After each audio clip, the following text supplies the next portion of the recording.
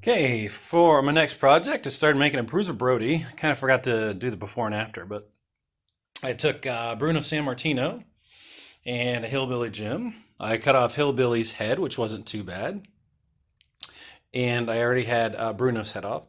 So I used the Milliput, the epoxy, to kind of keep put his head in place. What I did do is I ran a nail that I cut the head off.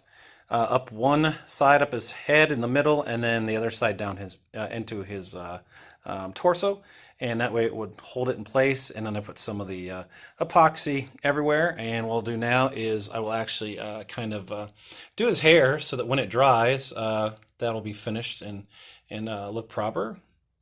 I actually did a couple of these figures today. There's a Shiki's arm. Okay, here's Brody all finished. I did try to put some fur on his legs, but I was just not having any luck, so I'm going to call it a day on him. Jet black is what I used for pretty much everything. I did put some gray into his hair, and I used just like fine strokes of pewter gray. Fingers, I used the white in there, and the gray is just really, I kept it the same as my epoxy that I used. So those two parts are epoxied, and so is some of his hair that I did. So this is a this is a Bruno San Martino body. This is a Hillbilly Jim head. I used the black to kind of take away the teeth part of Hillbilly Jim.